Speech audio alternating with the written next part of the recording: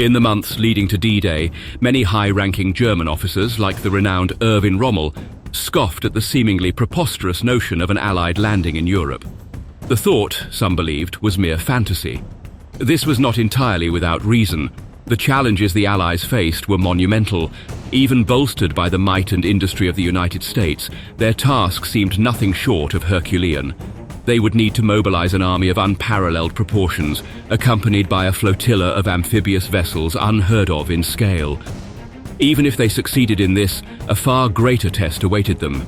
They would be up against the formidable German Atlantic Wall, an impenetrable fortress bristling with artillery and manned by well-prepared and on-guard soldiers. And should they miraculously gain a foothold on the hallowed sands of France, the logistics of supplying such a vast army and fueling thousands of tanks across the choppy waters of the English Channel was a problem that would require a solution nothing short of divine intervention. Yet, with this knowledge, the Allies began preparing. They started working towards creating their own miracle, Operation Pluto.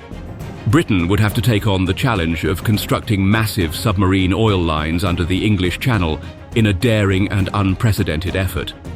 The structure was to be their lifeline, their answer to the supply problem, supporting Operation Overlord. These pipelines were to pump millions of gallons of oil, the black blood that would fuel the Allies' relentless advance toward the liberation of Europe. There was, however, a catch, one challenge that made this extraordinary task even more dangerous. The Allies had to lay the pipelines in utmost secrecy, ensuring the Germans remained utterly oblivious to their plans. When the Allies planned the D-Day landings, also known as Operation Overlord, they understood that success would hinge on one critical element: the ability to sustain their forces in continental Europe with a steady fuel supply. They would need to support an army of hundreds of thousands, not to mention the thousands of fuel-guzzling vehicles. Even a single Sherman tank could consume about 100 gallons of fuel daily. While some partisan networks offered their help, their supplies would barely dent the need for the vast war machine the Allies were assembling. Their original plan considered using only jerry cans and tankers, but the idea was quickly dismissed. This method could not sustain the massive supply lines necessary for the battle that was to come. Relying entirely on tankers to ship fuel over the Channel was also unwise. The German submarines and air attacks made the sea a dangerous gauntlet. Storing large quantities of fuel on the ground was equally risky, turning these depots into tempting targets for the enemy. Thus, the ideal solution became clear: a delivery system with great capacity and sustained functionality, hidden from the prying eyes of the German Wehrmacht. Vice Admiral Lord Louis Mountbatten, the chief of combined operations tasked with planning the Allied invasion, proposed a seemingly foolhardy idea to the Secretary for Petroleum, Geoffrey Lloyd. They would lay oil pipelines all the way across the English Channel. At the time, this seemed like an impossible feat. Submarine pipelines existed, but only for short distances within ports. Never had a pipeline been laid across such a vast distance under the tough currents and tidal conditions of the English Channel. The entire pipeline would need to be laid in a single night to minimize enemy interference and tidal effects, making the task even more daunting. The British War Office estimated that more than 60% of the Expeditionary Force's supplies would consist of petrol, oil, and lubricants. While pipelines were not the only method being considered, they did seem the most ideal. The Allies planned to primarily rely on small, shallow-draft coastal tankers, with 30 already under construction. A whole American manufacturing plant was shipped to London to create the 20 million jerry cans required, and by 1944, they had stockpiled 250,000 long tons of packaged petrol and diesel fuel in the UK. Despite all these measures, the method of delivery was risky. If the Germans found a way to compromise the tankers, the entire Allied effort could be left stranded on the beaches of Normandy, and the war machine would be starved of fuel. The Allies knew they were on the precipice of a monumental undertaking, the scale of which had never been seen before. After careful analysis and consideration of the pipeline scheme, the idea was deemed unfeasible. No pipeline could be deployed with enough speed and secrecy while meeting the fuel demands that the Allied forces would need. The idea was dead, at least temporarily. As the plan was nearly scratched, a new figure emerged to change the minds of Allied strategists: Clifford Hartley, the chief engineer of the oil company Anglo-Iranian, happened upon a conversation among specialists during his visit to the Petroleum Warfare Department. In contrast to his skeptical peers, Hartley viewed the conundrum as a challenge to be met head-on. Hartley's confidence was born in the treacherous landscapes of Iran, where the Anglo-Iranian team had installed a 3-inch pipeline capable of delivering a remarkable 100,000 imperial gallons per day under enormous pressure. His daring proposal involved creating a continuous length of the pipeline, a marine version of a communication cable, stripped of its core and insulation, fortified with armor to withstand the internal pressure. A cable layer ship, he suggested, could place this pipeline with the scope for additional capacity by laying multiple lines.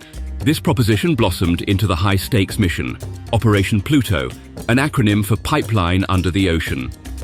The daunting task was placed under the watchful authority of the Chief of Staff to the Supreme Allied Commander, or Cossack, led by the strategic mind of Major General Neville Brownjohn, assisted by a team of American colonels and major generals. The man chosen to oversee Operation Pluto was Captain John Fenwick Hutchings. The primary objective of Operation Pluto was to establish flexible pipelines between England and France, pumping fuel directly to the areas of greatest need. The plan involved constructing a mammoth 130-kilometre pipeline stretching from the Isle of Wight to the Port-en-Bessin Cherbourg to create a vital connection between Omaha and Gold Beaches. This ingenious solution significantly diminished the logistical complications and vulnerabilities inherent in conventional delivery methods, providing a steady and reliable fuel source. Without this lifeline, the entire operation could stall, leaving the invading forces susceptible to German reprisals. In tandem with the Red Ball Express, a complex network of road, rail, and additional pipelines, the Pluto pipelines were to deliver vast amounts of fuel and other liquid supplies required for the swift advancement of Allied forces across France and into Germany. The Allies had learned the cost of being unprepared for an amphibious assault from the bitter lessons of World War I, when British, New Zealander, and Australian forces failed to progress from the Turkish Gallipoli Peninsula and were eventually forced to retreat. These lessons would be reinforced with the landings at Italian Anzio, where American, British, and Canadian troops spent months struggling with limited progress and a lack of supplies, fully aware that petroleum, the lifeblood of their military machines, would be a prime target for German attacks.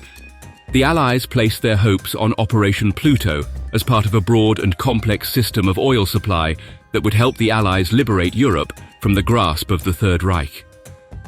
The most challenging task of the project now unfolded before Allied engineers, creating enormously long pipelines capable of spanning the English Channel. Engineered to be both flexible and sturdy, these pipelines were built for transporting a large amount of fuel. Two unique designs emerged: the Hayes, an amalgamation of lead and steel wire, and the Hamel, a hardy construction of pure steel. Factories that had once manufactured submarine cables were repurposed to construct the Hayes pipelines. Built by Siemens Brothers, a leaded core was encased in layers of paper insulation, steel armor, and a protective layer of jute and tar. The National Physical Laboratory contributed to developing a pipeline weighing an impressive 55 long tons per nautical mile. But lead, a critical resource, was in short supply. The unthinkable idea of scavenging it from church roofs and bells was discarded. Instead, a second design, one forged from steel, was deemed the practical alternative. This steel counterpart, Hamel, was less flexible but shared the size of the Hayes. Developed by engineers at the Iraq Petroleum Company and the Burma Oil Company, the Hamel was a tribute to its creators, H.A. Hammack and B.J. Ellis. Despite their rigidity, it was decided that Hamel pipelines would conclude with sections of the more flexible Hayes. To facilitate this, a new device was introduced, the Conan drum.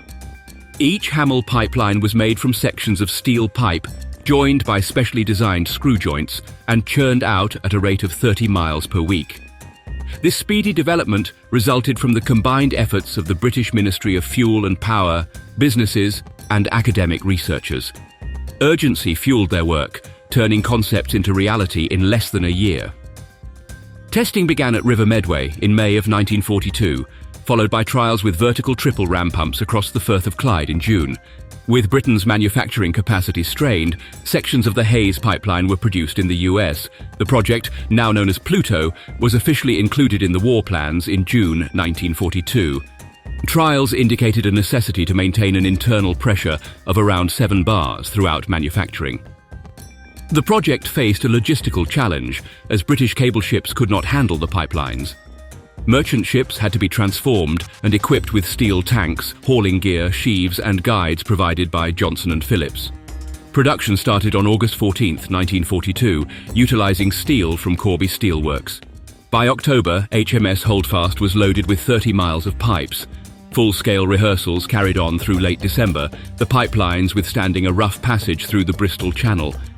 The trials exceeded expectations, allowing for a reduction in the number of pipes without sacrificing the volume of fuel. Against all odds, the complex project was a resounding success. June 6, 1944, the dawn of Operation Overlord, saw the emergence of a fleet of unprecedented magnitude.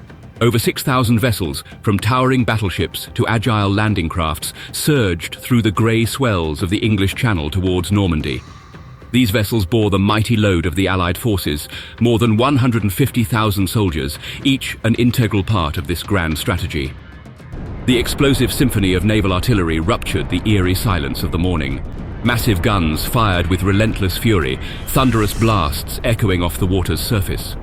Above, a swarm of over 12,000 aircraft filled the sky, their roaring engines adding to the tumultuous orchestration of war. On land, an array of tanks, including Shermans, Churchills and specialized Hobart's Funnies, rumbled to life, embarking on the journey through Europe. Powering this colossal war machine required an unfathomable quantity of fuel, oil and lubricants. The mammoth task of supplying these resources rested on the shoulders of Operation Pluto and its engineers. In the weeks before and after D-Day, crews tirelessly labored day and night against the clock and tackled challenges to deliver what was needed to the advancing Allied forces. Cable-laying ships, modified for the extraordinary mission, were deployed. The civilian passenger ship London was the first to be adapted to house the immense spool around which the new pipe was coiled. Despite the rigorous planning, the project hit an unexpected hurdle when a destroyer accidentally ensnared the pipeline with its anchor, hampering the initial phase. Yet on August 14, 1944, the line from the Isle of Wight to Cherbourg was successfully laid, with more slated to follow. Several attempts to lay both Hayes and Hamel pipes were made, but a portion of the network failed before it could become operational. Sir Donald Banks, a key figure in the operation, acknowledged the cable-laying process had been mastered, but the final steps of connecting the shore ends and repairing undersea leaks posed significant challenges.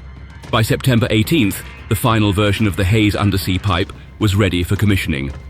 By September 22nd, it was fully operational.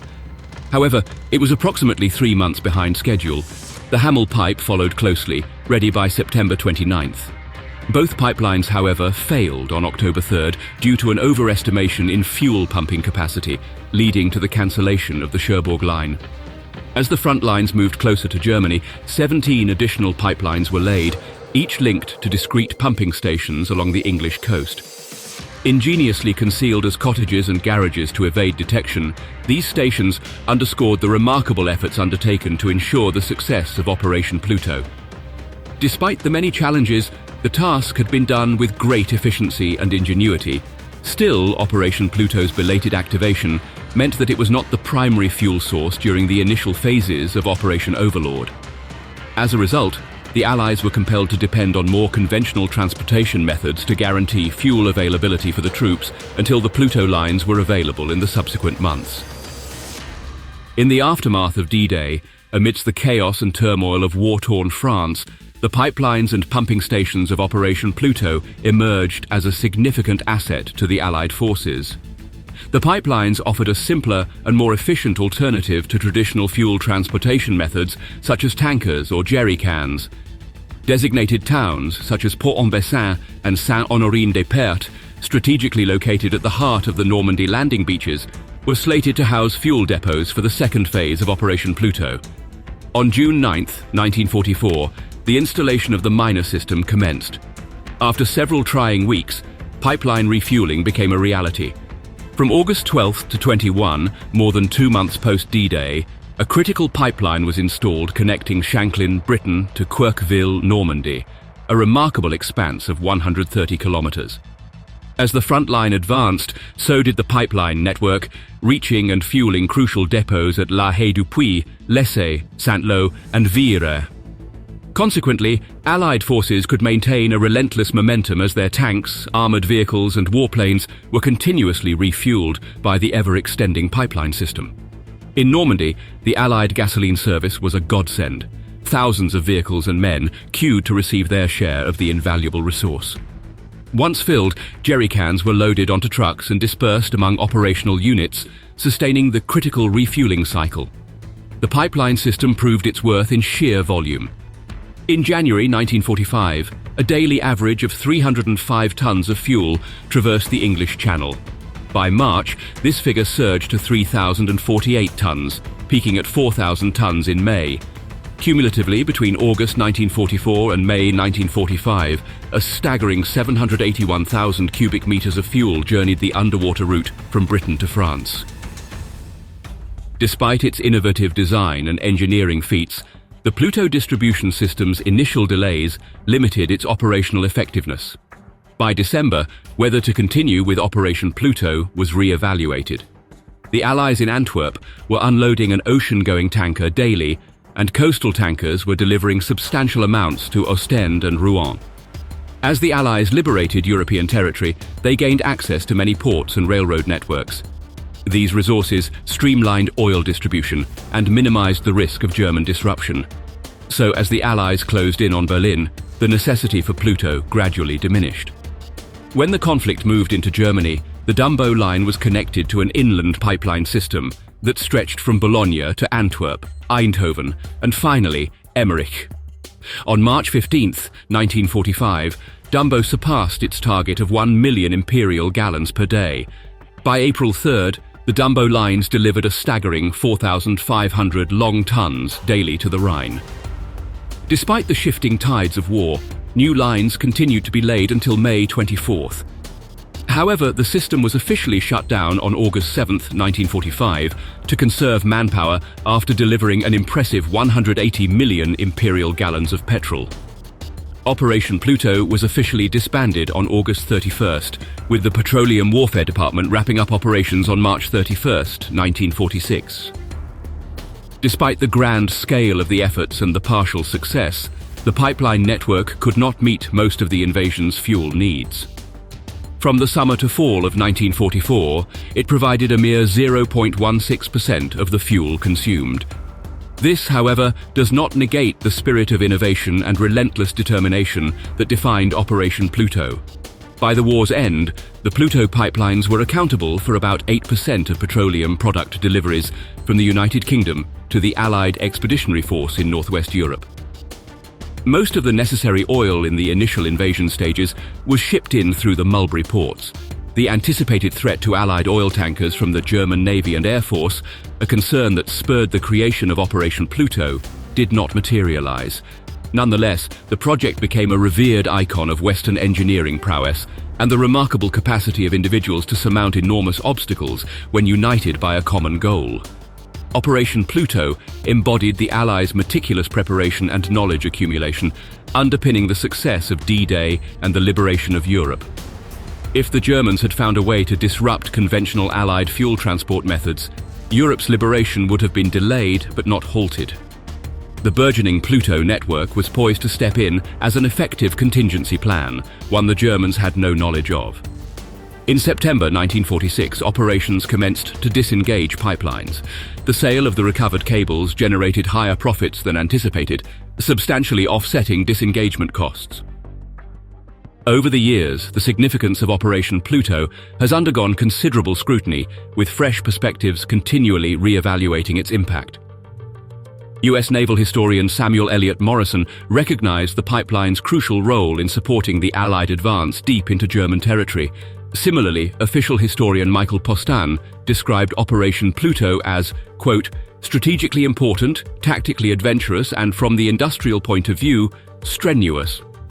Proponents laud the operation as an engineering marvel, setting the stage for advancements in 21st century oil supply, especially regarding oil pipelines and duct systems. It's also celebrated as a masterful backup strategy for the Allies, ready for the gravest of scenarios. Winston Churchill, in his time, hailed Operation Pluto as emblematic of national pride, declaring it, quote, "A wholly British achievement and a piece of amphibious engineering skill of which we may well be proud." Not everyone's views were positive. Given the setbacks and limited results observed during the pivotal weeks post-D-Day, some deem the operation a considerable misstep. Derek Peyton Smith, in Oil, a study of wartime policy and administration, contended, quote, "Pluto contributed nothing to Allied supplies at a time that would have been most valuable. That is, when no regular oil ports were available on the continent, and the Allies were relying on the unsatisfactory Port-en-Bessin. Operation Pluto symbolizes an audacious endeavor that melded wartime engineering with a spirit of innovation and collaboration. Uniting war departments, government agencies, and private oil corporations, it showcased a joint effort to achieve the extraordinary. The true measure of Operation Pluto's success isn't in the raw numbers, which fell short of the Allies' highest hopes, but in its legacy as a testament to perseverance and creative problem-solving. This operation underscored the Allies' meticulous planning, foresight, and strategic mindset, driving the broader war efforts. Operation Pluto wasn't just a Plan A for the Allies, it represented multiple contingency plans to navigate challenges posed by the Axis powers.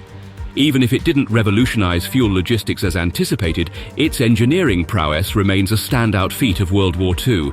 No device from Germany could counteract the unparalleled preparation behind the grandest amphibious invasion in history. While Pluto's individual impact may have been limited, its role in the greater strategy significantly shaped 20th century history. A testament to unity in dire times, Operation Pluto reminds us of the remarkable lengths nations will pursue under a shared cause. The enduring legacy of this operation lies in its spirit of collaboration, resolve, and ingenuity.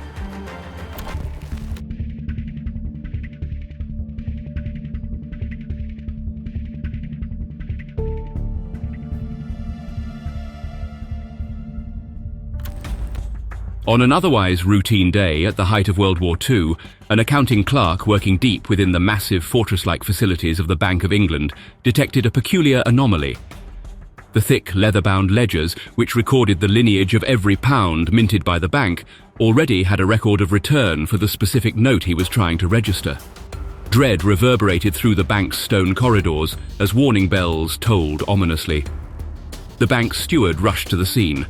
One of the two notes had to be a forgery. Of the two identical notes, one was an imposter. The last note, examined in detail by the bank's experts, was a counterfeit.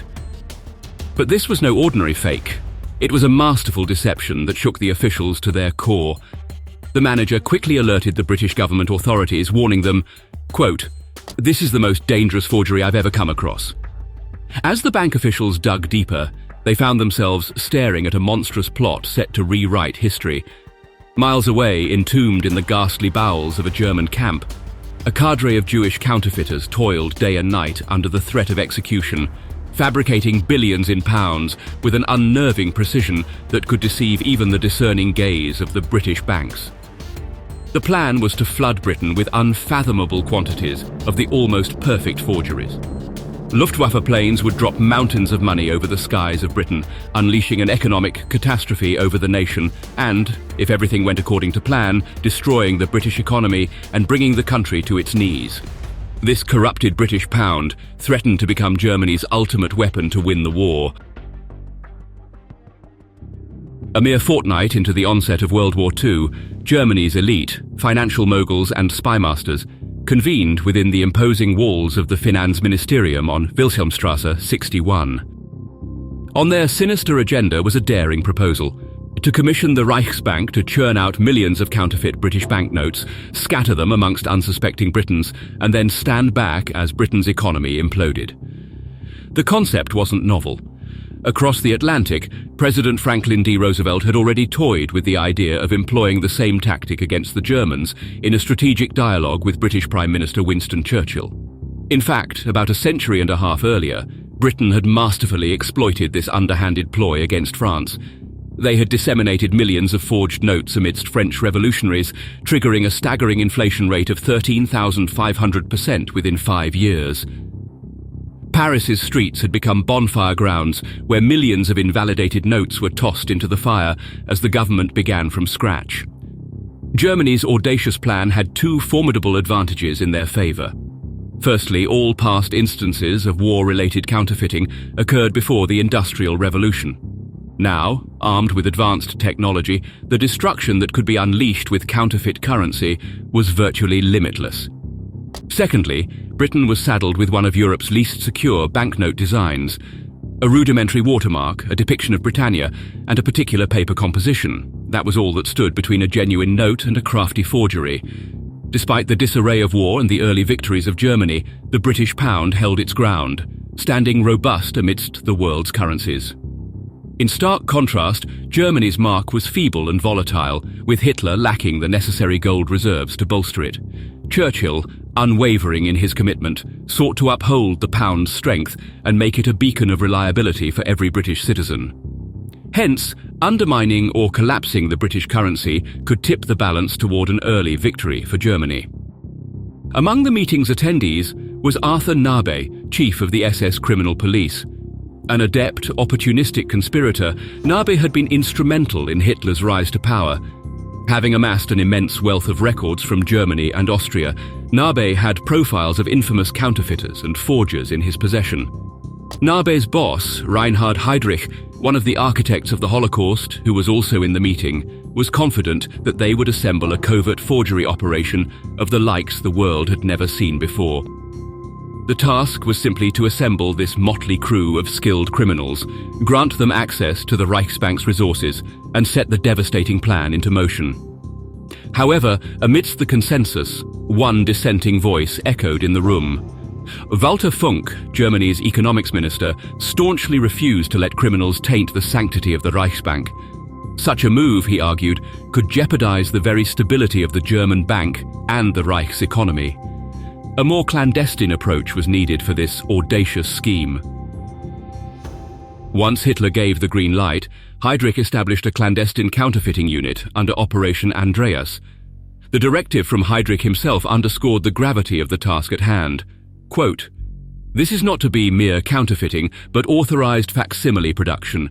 The notes must be such an impeccable replica that even the sharpest banknote experts cannot discern the difference."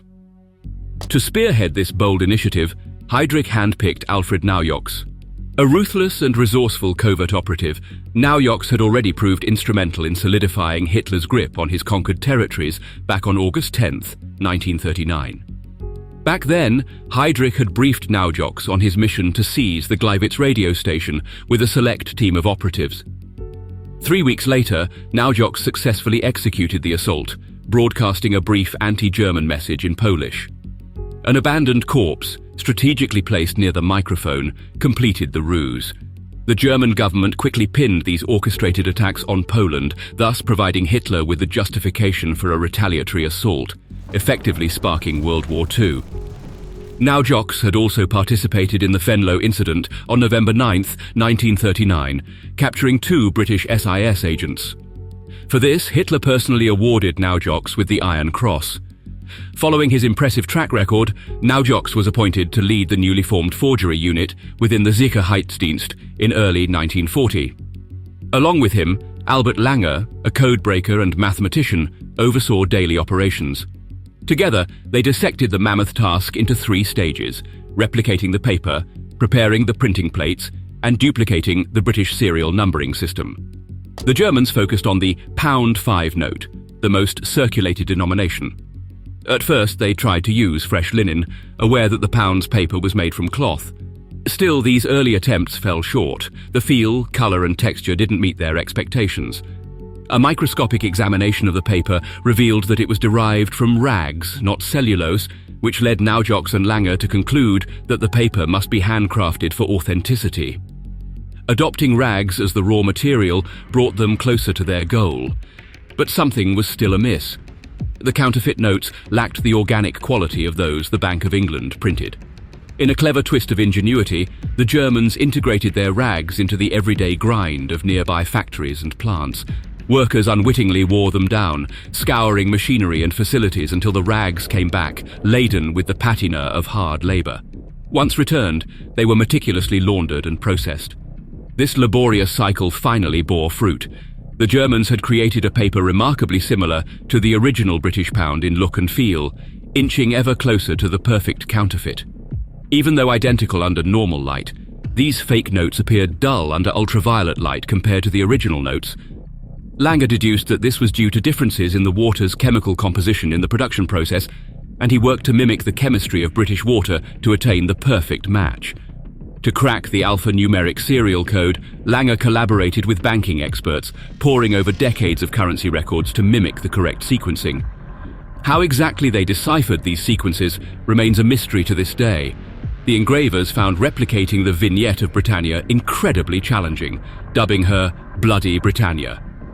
After 7 grueling months, they managed to create what they believed was a perfect copy, save for a slight aberration in the figure's eyes. Naujoks was relieved from his post by late 1940 after falling out of favor with Heydrich. The counterfeiting unit, now under Langer, was disbanded in early 1942. The expensive equipment and the invaluable press plates, which had the most authentic-looking representations of a British pound design outside of the Bank of England, were abandoned. Despite its ambitious inception, Operation Andreas fell short of its lofty objectives. While it managed to produce a vast amount of counterfeit currency, historian Anthony Peary estimates the figure at £500,000, yet most of it never saw circulation, as it did not meet the exacting standards the Germans had set for their daring ploy. As the war raged on, Heydrich's dream of an early victory by a British economic collapse, fueled by a massive German banknote forgery operation, became less and less likely. By 1942, the Wehrmacht was thinly spread across 2 massive fronts. Resources and supplies rapidly dwindled as the German economy suffered gravely from the prolonged war. The German mark was worth only a fraction of the British pound and was no longer recognized as an international currency. Therefore, Heinrich Himmler decided to revive Heydrich's forgery operation. However, this time the idea of simply flooding the British people with fake notes was scratched. It made no sense to drop tons of banknotes from planes flying over the British Isles when Germany could use those notes to get vital war supplies before they returned to Britain. Furthermore, Himmler had the perfect man for the job. The entire operation would be named after SS Major Bernhard Krüger. He was ambitious, resourceful, and always looking for ways to stay ahead of the competition.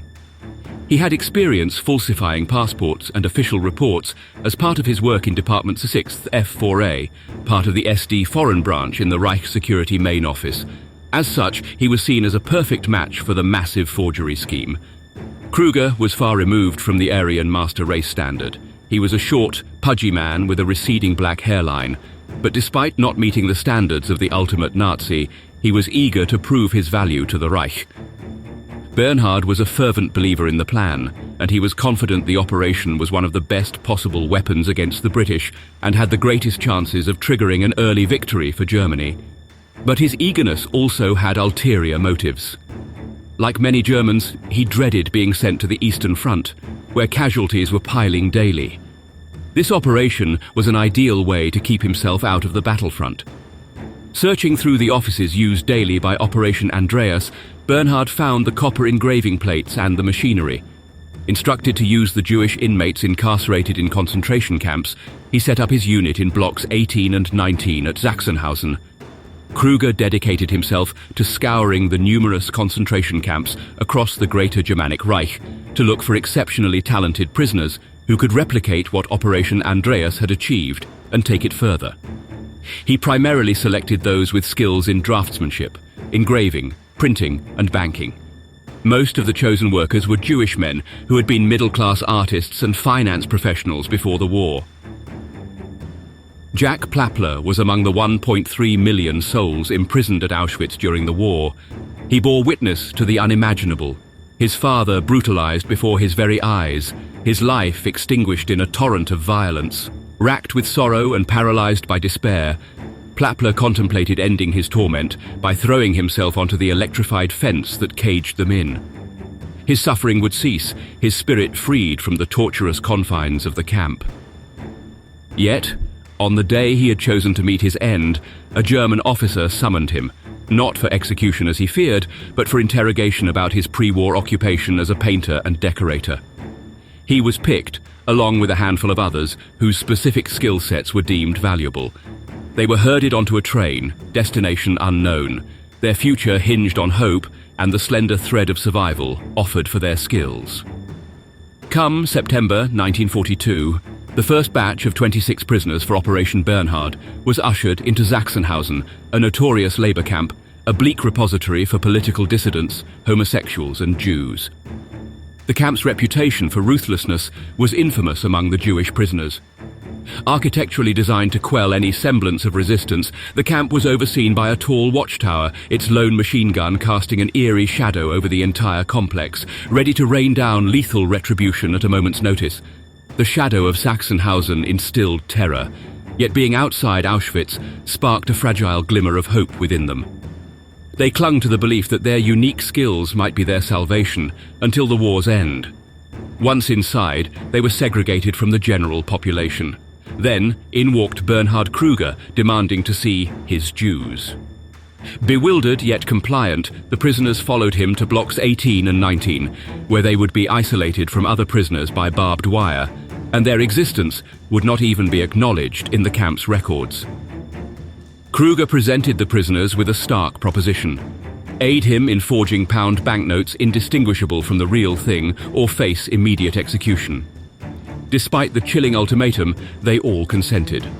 Thus, they began their new task under the looming shadow of the gun tower. However, the prisoners of Operation Bernhard were treated well compared to other inmates of the concentration camp. They received more rations and rest time and had a somewhat favorable relationship with the guards and Bernhard Kruger, who gave them cigarettes, newspapers, extra food and a radio. The prisoners even had a ping-pong table and played games with the guards. Amateur theatrical evenings were staged by the prisoners, attended by guards and counterfeiters alike, with Kruger providing musicians for musical numbers. Such was the value that Kruger placed on the team of forgers and what he was willing to do to produce the best banknotes possible. The men of Block 19 inherited the fruit of their predecessors' labor, the copper plates etched with note designs from Operation Andreas. They were also equipped with several printing machines and devices to supplement their inherited tools. The objective was daunting: deceive the Bank of England, an institution that had financed Britain's wars for over 3 centuries. Fortunately for the prisoners, the British banknotes were not as secure as some other currencies. They were printed on one side only, and aside from a complex watermark, they were technologically simple. Leveraging the existing high-quality printing plates and near-perfect counterfeit paper, the men now had to perfect the forging process. The complex watermark was their primary obstacle. It had precise proportions concerning the printed letters and figures, which was challenging to replicate. Adding a watermark often caused the paper to shrink, and controlling the shrinkage while ensuring that the watermark fit the format and composition after the paper had dried proved a formidable task. One of the significant problems was that the watermark in the German counterfeit notes was slightly more visible under normal light than in authentic notes. This discrepancy was one of the key indicators that could expose counterfeit currency. The printing equipment arrived in December, and by January 1943, counterfeit notes had begun production, with a monthly influx of 12,000 sheets of banknote paper from Hahnemühle. Each sheet was large enough for 4 notes. It took a year to return to the production levels achieved in Operation Andreas. Each process was overseen by one of the prisoners. A former office manager and bookkeeper, Oscar Stein, managed the day-to-day operations. They ran 2 12-hour shifts, ensuring non-stop production, with around 140 prisoners working. Printed sheets were dried, cropped using a steel ruler, and the edges roughened to mimic the decal finish of the British notes. To age the notes, 50 prisoners stood in 2 columns, passing the notes around to accumulate the grit of use, dirt, sweat, and general wear and tear. They would fold and refold the notes and even pin the corners to replicate how bank clerks collected bundles of notes. British names and addresses were scribbled on the back, as was customary with some English notes, and numbers were written on the front, mirroring how a bank teller would mark the value of a bundle. They introduced 4 grades of note quality. Grade 1 was the highest quality, intended for use in neutral countries and by Nazi spies. Grade 2 was for paying collaborators. Grade 3 was for notes that might be dropped over Britain, and Grade 4 notes were deemed too flawed for use and were destroyed. The counterfeiting operation reached new heights of success and sophistication, particularly when one extraordinary member was added to the team. Bernhard Kruger had steadily been recruiting to expand his operation, and by now there were 146 workers sequestered within blocks 18 and 19. But the newest recruit was not like the others. He was not just another artist or accountant hoping to evade the gas chambers. He was Salomon Smolyanov, a renowned criminal, a notorious forger, and a master counterfeiter. Before the war, Smolyanov had been wanted by several European police forces who deemed him one of the most dangerous forgers on the continent. In 1939, Kruger took him in, recognizing the immense value he could provide to the Nazi regime. Initially sent to the Mauthausen concentration camp, Smolyanov made himself worthwhile to the SS guards as a portraitist and artist. By 1944, Kruger managed to transfer this invaluable asset to Sachsenhausen. Smolyanov's arrival in Block 19 was met with nervous tension. Here was a group of middle-aged, ordinary Jews, suddenly faced with an infamous criminal who had been incarcerated and on the run from law enforcement for years before the Nazis captured him. The apprehension was so palpable that the Jewish workers requested Kruger to arrange for the master forger to sleep in a different room, but Smolyanov quickly proved his worth. He introduced the workers to aspects of currency forgery that only an experienced counterfeiter would know. He explained that they were making a grave mistake by being too precise and clinical in their process. Authentic British printing presses often left ink smudges and flaws on the paper due to infrequent cleaning, unlike the German operations practice. The team needed to introduce calculated carelessness and create the imperfections that would result in the perfect forgery. Smolyanov's expertise also helped them overcome their long-standing issues with replicating the depiction of Britannia on the notes. The illustration wasn't initially an anti-forgery measure. Still, it proved the most challenging part of the notes to replicate for the Jewish forgers, who frequently had to modify their plates and adjust them at nearly microscopic levels to capture the minutest details of the famous image. With Smolyanov's assistance, Operation Bernhard reached its pinnacle in 1944, producing an astonishing 65,000 notes monthly from 6 flatbed printing presses. The Nazi authorities were so impressed by the operation's success that they awarded 12 prisoners, including 3 Jews, the War Merit Medal, while 6 guards were awarded the War Merit Cross, second class. Guided by Smolyanov's expertise, they even began preparations to forge the dollar. However, the war was turning against Germany by this time, and the workers were acutely aware that their lives hung in the balance. Once they finished the forgery designs, they knew they would become expendable. They were reminded of this every time one of them fell ill. Instead of being taken to the main camp for medical aid, which risked them revealing the secrets of Block 19, the sick workers were executed outside. As a result, they began to deliberately slow their design process for the dollar forgery as much as possible. The Germans could flood Britain with millions of counterfeit notes so skillfully produced that the Bank of England would be hard-pressed to distinguish them from genuine notes without thorough investigations. Surprisingly, however, the order to do so never came. The reasons behind this decision are still not fully understood. Most historians believe that it had to do with the precarious situation of the Wehrmacht and the financial insolvency of the Reich at that time. Regardless, given the quality of the forgeries, many analysts consider this inaction a grave misstep on Germany's part. The SS devised a different plan. The notes were escorted by armed guards to Schloss Laber's castle in the Italian Alps every month. This castle served as the distribution center for the counterfeit millions and the hub of the money laundering operations under Friedrich Schwend's supervision. Aware that the war was a lost cause, Schwend leveraged the opportunity to perform his duty while enriching himself and his men. He negotiated a deal in which he and his men would retain 33.3% of all the laundered counterfeit pounds. Schwend utilized his pre-war connections, including investors, international bankers, and business people, many Jewish, to establish a comprehensive money laundering network. As the SS struggled to procure resources from the depleted German government, many of their most ambitious operations were funded with these counterfeit pounds. German agents in Britain were paid up to £1.5 million for intelligence about Allied operations, simultaneously infusing the fake money into the British economy. The counterfeit pounds were also employed in high-profile missions, such as the rescue operation of Italian dictator Benito Mussolini, which extended the war in Italy by 18 months. Schwenn's wealth grew as the SS's thrived on the counterfeit pounds. He began to lead a lavish lifestyle within the heavily fortified castle where the counterfeit money was stored. This castle had been transformed into an impregnable fortress, with SS guards stationed throughout and ordered to shoot anyone approaching, particularly after dark. Schwenn loved indulgences: horses, food, women, wine. With the castle's treasury replenished with £1 million every month, he became intoxicated with his fortune and power. He started hosting extravagant parties, inviting some of the Reich's most influential personalities. Far away from Schwenn's luxurious existence, the people who produced the money were battling for survival daily, with the small privileges they had initially enjoyed disappearing as the war neared its end. Around this time, the Bank of England discovered the forgeries, not because of any apparent defects, but because they were not registered in its ledgers. The British authorities realized they were dealing with the most dangerous and successful forgery operation in history.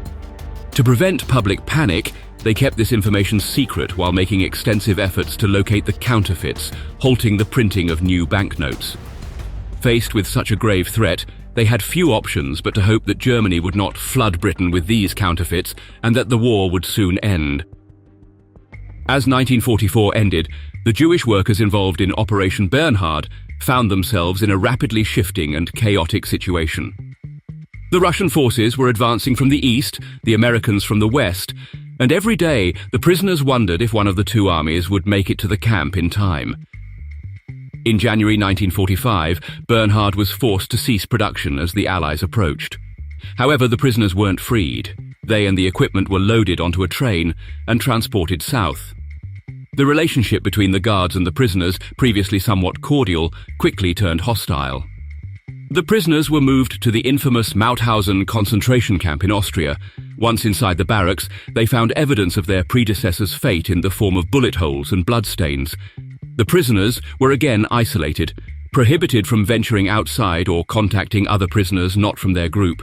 It seemed a violent end was imminent, but then Bernhard returned, telling them they were being moved to a camp in Redlzif in the Austrian Alps. Bernhard planned to resume the counterfeit operation within secret tunnels in the mountains. However, a telegram arrived just as the workers set up their presses and equipment. It informed the German guards that the war effort was going disastrously and ordered the immediate execution of all Jewish prisoners. As the guards began rounding up the prisoners, Bernhard intervened again, halting the executions. Despite Kruger's efforts to protect his workers, the situation rapidly deteriorated. The Nazis set fire to the crates containing the counterfeit pounds, and he disappeared with a considerable amount of the counterfeit money. As the American forces neared, the remaining boxes were dumped into a lake in the Alps. Before the Allies could liberate them, the prisoners were moved to yet another camp, Ebensee. The camp's guards had specific orders to execute the forgers upon arrival when they were all together. A twist of fate saved them when the last truck carrying the remaining prisoners broke down, forcing them to march. With the American forces only miles away, Kruger's men decided to hand over the first two groups of prisoners to the camp's guards and fled on May 5th. That afternoon, the third group finally arrived. The first two groups had already managed to blend in with the inmate population amid the chaos, and due to the orders specifying that all the prisoners had to be executed together, they could not be carried out. The following day, the Americans arrived waving a white flag. The forgers had survived the war. Meanwhile, Schwend and his agents were focused on survival. Using forged papers identifying him as a member of the International Red Cross, Schwend escaped to South America, financing his escape with counterfeit money.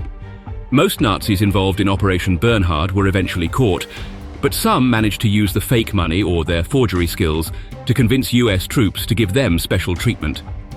In the end, the most remarkable aspect of Operation Bernhard was its unprecedented sophistication. They had produced the most complex forgeries in history. If it hadn't been for the Nazis' poor decision-making and lavish spending of the counterfeit money, they might have used the billions of pounds they created to bankrupt Britain and force a surrender. Operation Bernhard is a chilling testament to the lengths a desperate regime would go to, transforming prisoners into instruments of economic warfare, with survival as their only incentive.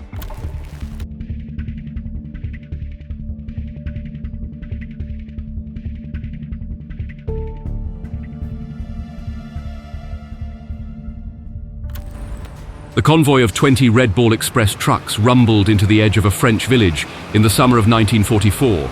Corporal Clifton Lucas gripped the wheel. Something was wrong. Too quiet. Too still. Suddenly, a rifle shot cracked like a whip, shattering the silence. Then came the storm, a hail of bullets tearing into the convoy. The 10-ton semi-trailers veered wildly, mud spraying as drivers fought to escape the ambush. Lucas wrenched open his door and threw himself into a ditch just as his truck was shredded by gunfire. The ground shook with the impact of German 88mm shells as the truckers took cover behind anything they could. A gasoline truck took a direct hit, erupting in a fireball that lit up the sky. The chain reaction was catastrophic. Truck after truck ignited, explosions rocking the farmland as Lucas clawed through the mud, heart hammering. Around him, his fellow drivers were being gunned down. Non-combatants, they'd been told, just truckers. But just as they were about to be overwhelmed, American Shermans from the 6th Armored Division burst through the tree line, cannons thundering as they ripped the German artillery to pieces. Lucas staggered to his feet, rifle in hand. But he and the other truckers didn't return to their trucks. Together, they turned toward the village. The Germans were about to find out the secret of the Red Ball Express. They weren't just delivery boys. The largest amphibious invasion in the history of warfare had unfolded on June 6, 1944. By late July, the Allies had shattered the German defenses in Normandy and were surging eastward. Towns fell in days as the Allies advanced at unprecedented speeds. It was a breakout so sudden, so decisive, that even the Allied High Command was caught off guard. Things were going well, perhaps too well.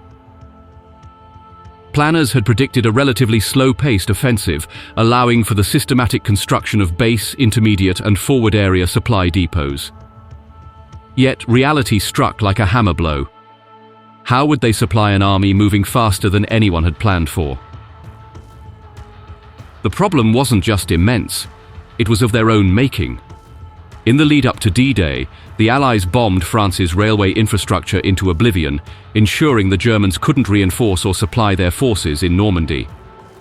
The destruction worked perfectly against the enemy, but left the Allies without a tried-and-true logistical lifeline. Ports were no salvation either. Every major harbour in northern France was still in German hands, and capturing them would take weeks if not months. With ships unable to dock and trains obliterated, the burden fell entirely on trucks. But even trucks couldn't keep pace with the relentless rate of the ever-receding front.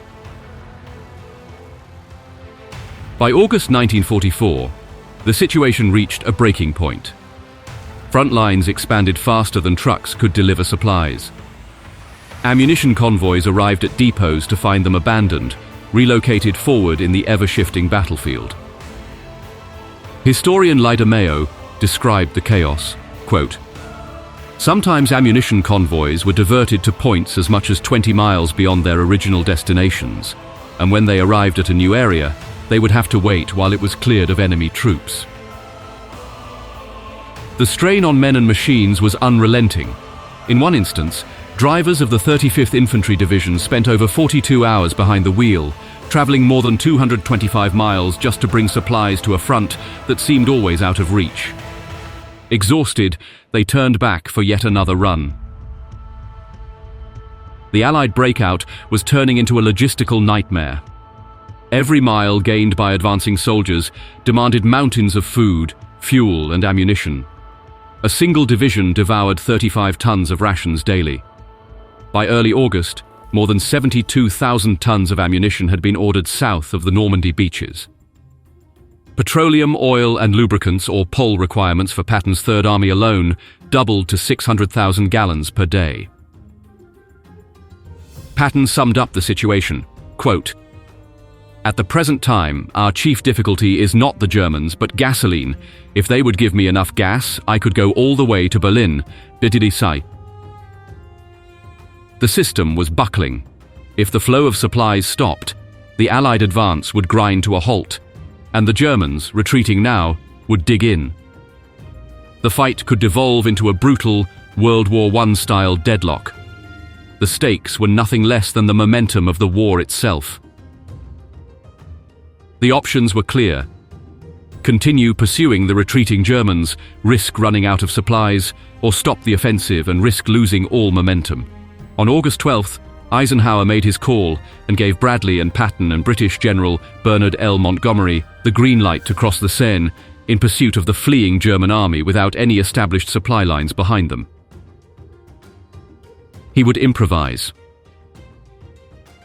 On August 23rd, Eisenhower and his top commanders convened an emergency meeting.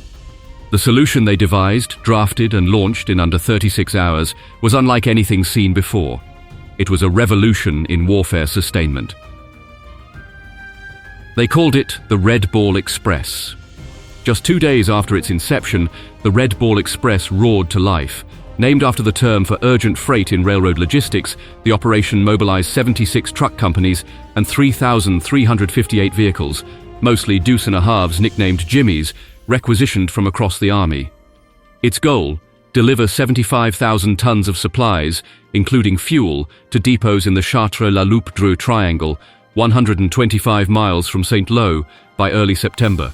There was no precedent for a motorized supply operation of this scale. They were improvising logistics history. The narrow roads of Normandy demanded drastic measures. Generals Richmond and Ayres implemented a one-way system to streamline traffic, and by September 1st, 132 truck companies with 5,958 vehicles were employed. With French railroads still broken, the operation was extended to September 4th, delivering a staggering 89,939 tons of supplies. Bringing order to the operation was a monumental task of its own. Military traffic branch officers set up checkpoints at key crossroads and towns, managing convoys like air traffic controllers. They logged destinations, truck weights, fuel, repairs, and food. The system worked, but it was punishing. Drivers, mostly African-American soldiers, faced grueling conditions. Speed and weight limits were ignored as the truckers raced to meet demand, often driving beyond exhaustion. Relief drivers were hastily assigned, many with no prior experience behind the wheel. Accidents piled up. Even the locals learned to fear the roaring trucks barreling through their towns, and yet the drivers kept going. A saying spread through the ranks. Quotes, "Trucks might break down, but Red Bull drivers don't break." In early September, General Bradley had a bold plan. An all-out assault on the Siegfried Line, aiming to cross the Rhine within a week. General Eisenhower hesitated, knowing the Red Bull was already stretched thin, but gave the green light. To handle the pressure, they launched a second phase of the Express with 2 new routes that crisscrossed like a racetrack. The supply chain now stretched nearly 700 miles from Normandy to Herson, with convoys running grueling 54-hour round trips. Strict rules governed operations. Convoys moved in units of 40 to 48 trucks, maintaining 60-yard intervals and adhering to a 25-mile-per-hour speed limit, though drivers frequently pushed faster. 10-minute breaks every 2 hours allowed for checks and repairs, while nighttime operations used dimmed lights to avoid German air attacks. The logistics were a masterpiece of coordination. Engineers repaired roads and bridges, MPs directed traffic, and petroleum specialists operated along the route. Trucks were never idle, even on return trips, hauling salvaged shell casings, POWs, wounded soldiers, and even the remains of the dead. The Germans couldn't believe it. The same Wehrmacht that once stunned the world with its lightning-fast warfare was now shocked as American forces moved faster and farther than they'd ever thought possible. To them, it looked like clockwork. But for the men on the ground, it was anything but. The Red Ball Express was barely controlled chaos, held together by grit, sweat, and sheer determination. Brutal sleep deprivation, exhaustion, truck breakdowns, and ever-changing routes were the least of the Red Ball Express truckers' problems. Though officially categorized as non-combatant servicemen, no one had informed the Germans. German POWs, frequently transported back from the front, became a persistent threat. Sabotage was rampant. Trucks were tampered with, and jerry cans were left open in the rain, causing fuel pipes to freeze in the winter cold.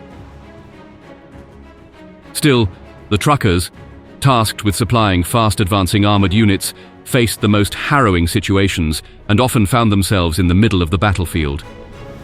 The rapid Allied advance left German forces scattered, creating pockets of resistance. Convoys were forced to fight their way through enemy-held territory to maintain the crucial supply line to the front. Ambushes were constant. Stranded German fighters and forward-line troops targeted the convoys when they could intercept them. One such convoy, nearing its destination, was suddenly engulfed in small arms fire. Trucks swerved violently to evade the barrage, but the lead vehicle's wheels were shredded and its engine disabled. As the remaining trucks retreated under heavy fire, the driver and his assistant abandoned the damaged vehicle, dodging bullets as they ran for safety. Tragically, the assistant was struck and killed. The driver, narrowly escaping with his life, walked for miles through hostile territory before finally reaching American lines. Danger also came from above. Charles Wecko, a lieutenant with the 666th QM Truck Company, recalled a harrowing encounter with a German fighter plane. While moving through the blacked-out city of Liège with a load of TNT, the convoy was suddenly illuminated by flares. Wecko described the chilling moment. Quote, "Flares, with their cold, revealing glare, gave us the first intimation that a German plane was stalking us."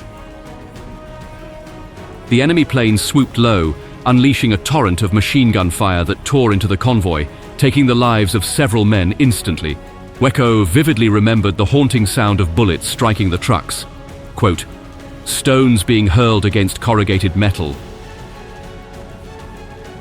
Surviving drivers scrambled from their vehicles, seeking cover among the city's ruins. The German warplane circled back for a second strafing run, its guns blazing once more. Just as it seemed the convoy would be entirely destroyed, nearby American 90mm anti-aircraft guns opened fire.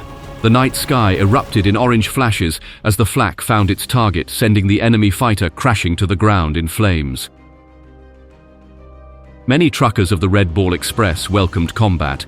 Segregation had relegated African-American servicemen to support roles, keeping them from frontline duty, but they found ways to fight anyway.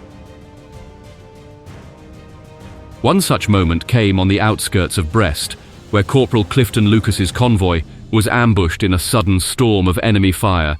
Bullets tore through the trucks, shattering windows and ripping through cargo.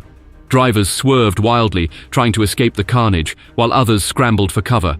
Lucas dove into a ditch just as his truck disintegrated under a hail of gunfire.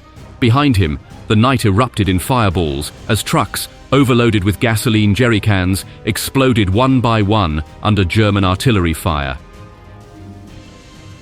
Pinned down and vastly outgunned, the truckers refused to break. They held their ground against the relentless assault until Sherman tanks from the 6th Armored Division arrived, their cannons silencing the German artillery positions. But what happened next stunned even the battle-hardened tank crews. From the mud and smoke, Lucas and his fellow truckers emerged, not to retreat, but to charge. Colonel Charles Lanham later recalled the scene. Quote, "Truck drivers were leaving their trucks and whooping it up after the German soldiers all over the landscape." For many African-American soldiers, the Red Ball Express became their path to the fight, a chance to defy the limitations placed upon them.